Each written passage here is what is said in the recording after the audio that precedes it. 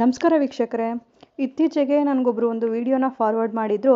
ಅದರಲ್ಲಿ ಒಬ್ಬರು online seller ಏನಿರ್ತಾರೆ, ಅವರು ಮತ್ತೊಬ್ಬರು ಪ್ರಾಡಕ್ಟ್ನ ಪರ್ಚೇಸ್ ಮಾಡಿರ್ತಾರೆ. ಅವರು ಸರಿಯಾದ ಪ್ರಾಡಕ್ಟ್ನ ನೀವು ಕೊಟ್ಟಿಲ್ಲ ಅಂತ ಕಂಪ್ಲೇಂಟ್ ಮಾಡಿದ್ದಕ್ಕೋಸ್ಕರ ಅವಾಚ್ಯ ಶಬ್ದಗಳಿಂದ ಸೋಷಿಯಲ್ ಮೀಡಿಯಾದಲ್ಲಿ ಬೈಯೋದನ್ನು ನನಗೆ ವಿಡಿಯೋ ಕಳಿಸಿದ್ರು.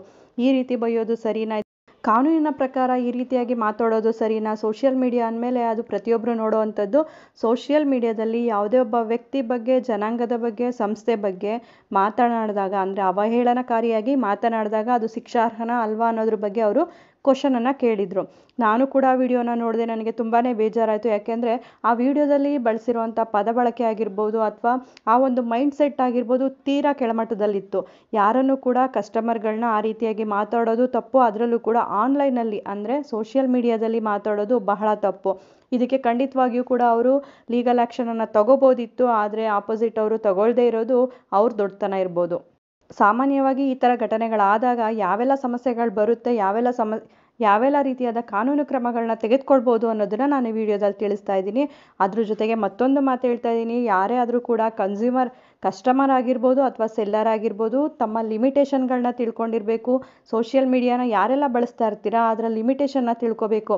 ಸೋಷಿಯಲ್ ಮೀಡಿಯಾದಲ್ಲಿ ಏನೆಲ್ಲ ಮಾತಾಡಿದ್ರೆ ಯಾವೆಲ್ಲ ರೀತಿಯಾದ ಸಮಸ್ಯೆಗಳು ಬರ್ಬೋದು ಮುಂದೆ ಅನ್ನೋದನ್ನು ತಿಳಿದೆ ಬಾಯಿಗೆ ಬಂದಂತೆಲ್ಲ ಮಾತಾಡೋ ಅಂಥದ್ದು, ಅದು ಬೇರೆ ನೋಡೋ ಅಂಥವ್ರು ಯಾರು ಆ ವಿಡಿಯೋನ ನೋಡ್ತಾರೆ ಅವ್ರಿಗೂ ಕೂಡ ಅದು ಮುಜುಗರವನ್ನು ಉಂಟು ಮಾಡುತ್ತೆ. ಅಷ್ಟೇ ಅಲ್ಲದೆ ಅವರ ಮಾತಿನ ಶೈಲಿಗಳಿಂದ ನಾವು ಅವರ ಒಂದು ಮನಸ್ಥಿತಿನ ತಿಳ್ಕೊಬೇಕಾಗುತ್ತೆ.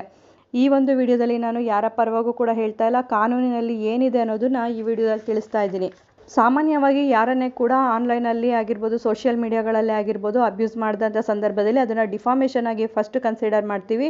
ಸೆಕ್ಷನ್ 499 ಮತ್ತು 500 ಅಡಿಯಲ್ಲಿ ಇವರ ಮೇಲೆ ಕೇಸನ್ನು ದಾಖಲಿಸ್ಬೋದಾಗಿರುತ್ತೆ. ಇವ್ರಿಗೆ ಶಿಕ್ಷೆಯನ್ನು ಕೂಡ ಕೊಡಿಸ್ಬೋದಾಗಿರುತ್ತೆ. ಇದು 2 ವರ್ಷಗಳ ಕಾಲವರೆಗೂ ಕೂಡ ಜೈಲು ಶಿಕ್ಷೆಯನ್ನು ಕೊಡಿಸೋವಂಥದ್ದು ಇರುತ್ತೆ. ಇದು ಸಿವಿಲ್ ಹಾಗೂ ಕ್ರಿಮಿನಲ್ ಎರಡರಲ್ಲೂ ಕೂಡ ನಾವು ಕೇಸನ್ನು ಫೈಲ್ ಮಾಡ್ಬೋದಾಗಿರುತ್ತೆ. ಡಿಫಾಮೇಷನ್ ಅಂದರೆ ಏನು, ಯಾವೆಲ್ಲ ಕೇಸ್ಗಳನ್ನ ನಾವು ಡಿಫಾಮೇಷನ್ ಅಡಿಯಲ್ಲಿ ತಗೊಳ್ತೀವಿ ಅನ್ನೋದನ್ನು ನಾನು ಈಗಾಗಲೇ ಒಂದು ವಿಡಿಯೋದಲ್ಲಿ ತಿಳಿಸಿದ್ದೀನಿ. ಯಾವ ಸಂದರ್ಭದಲ್ಲಿ ಇದು ಡಿಫಾಮೇಷನ್ ಆಗುತ್ತೆ, ಯಾವಾಗ ಆಗೋಲ್ಲ ಅನ್ನೋದು ಕೂಡ ವಿಡಿಯೋದಲ್ಲಿದೆ. ಸಂಪೂರ್ಣ ಮಾಹಿತಿ ಇದೆ, ಅದನ್ನು ನೋಡಿ ತಿಳ್ಕೊಳ್ಳಿ.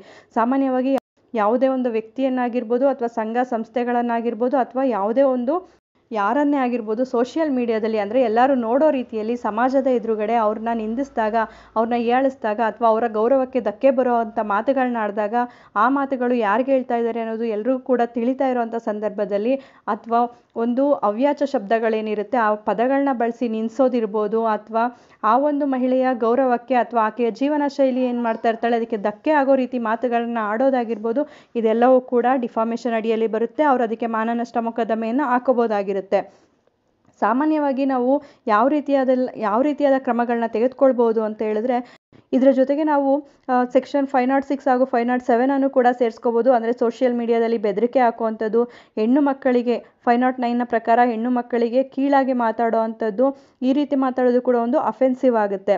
ಅದೇ ರೀತಿ ಆನ್ಲೈನಲ್ಲಿ ನಿಮ್ಗೆ ಯಾರಾದರೂ ಅಬ್ಯೂಸ್ ಮಾಡ್ತಾ ಇದ್ದಾರೆ ಅಂದಾಗ ನೀವು national cyber crime reporting portal ಏನಿರುತ್ತೆ ಅದರಲ್ಲಿ ಹೋಗಿ ನೀವು ಕಂಪ್ಲೇಂಟನ್ನು ರೈಸ್ ಮಾಡಿ, ಅಥವಾ ವೆಬ್ಸೈಟ್ ಇರುತ್ತೆ cybercrime.government.in ಅಂತ ವೆಬ್ಸೈಟ್ ಇದೆ, ಅದರಲ್ಲೂ ಕೂಡ ಹೋಗಿ ನೀವು ಅವ್ರ ಮೇಲೆ ಕಂಪ್ಲೇಂಟನ್ನು ರೈಸ್ ಮಾಡ್ಬೋದಾಗಿರುತ್ತೆ.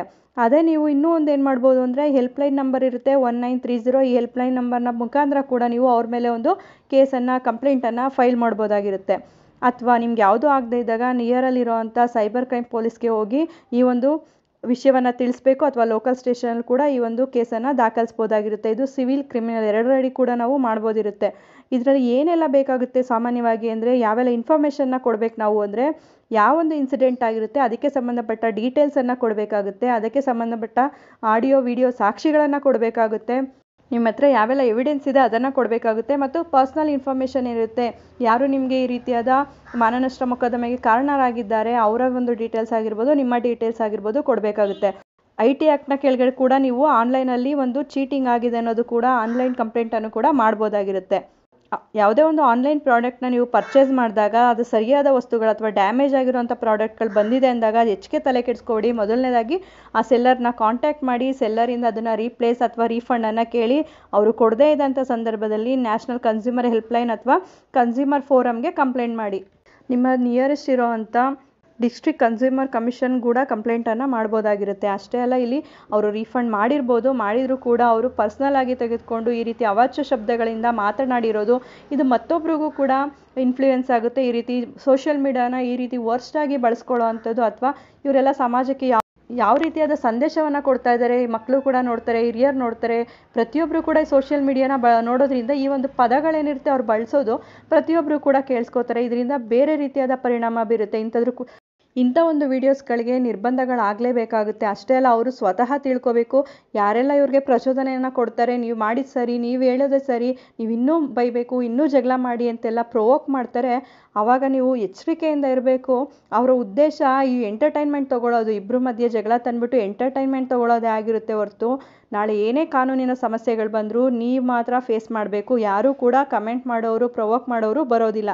ಆದ್ದರಿಂದ ದಯವಿಟ್ಟು ನೀವು ಮಾತಾಡಬೇಕಾದ್ರೆ ಸೋಷಿಯಲ್ ಮೀಡಿಯಾದಲ್ಲಿ ನಿಮ್ಮ ಮಾತಿನ ಮೇಲೆ, ಅಥವಾ ನೀವೊಂದು ಯಾವೆಲ್ಲ ಪೋಸ್ಟರ್ಗಳನ್ನ ತೋರಿಸ್ತೀರಾ, ಸೈನ್ಗಳನ್ನ ಮಾಡ್ತೀರಾ, ಅಥವಾ ಯಾವೆಲ್ಲ ಸನ್ನೆಗಳನ್ನ ತೋರಿಸ್ತೀರಾ, ಅದ್ರ ಮೇಲೂ ಕೂಡ ಕಾನೂನಿನ ಕ್ರಮಗಳನ್ನ ತೆಗೆದುಕೊಳ್ಬೋದು. ಇದೆಲ್ಲದ್ರ ಮೇಲೂ ಕೂಡ ಗಮನ ಇಟ್ಕೊಂಡು ಈ ವಿಡಿಯೋಸ್ಗಳನ್ನ ಮಾಡೋದು ಮುಖ್ಯ ಆಗುತ್ತೆ. ಧನ್ಯವಾದಗಳು. ಮಾಹಿತಿ ಉಪಯುಕ್ತ ಆಗಿದೆ ಅಂತ ಭಾವಿಸ್ತೀನಿ. ಮತ್ತಷ್ಟು ಮಾಹಿತಿಗಾಗಿ ನಮ್ಮ ಚಾನಲನ್ನು ಲೈಕ್ ಮಾಡಿ, ಶೇರ್ ಮಾಡಿ. ಹೊಸದಾಗಿ ನೋಡ್ತಾ ಇರೋರು ಸಬ್ಸ್ಕ್ರೈಬ್ ಮಾಡಿಕೊಂಡು ನೋಡಿ. ಕಾನೂನಿನ ಮಾಹಿತಿಗಳನ್ನು ನೀವು ತಿಳ್ಕೊಳ್ಳೋದಲ್ಲ, ಮತ್ತೊಬ್ಬರಿಗೂ ಕೂಡ ಇದನ್ನು ಹಂಚಿ. ಧನ್ಯವಾದಗಳು.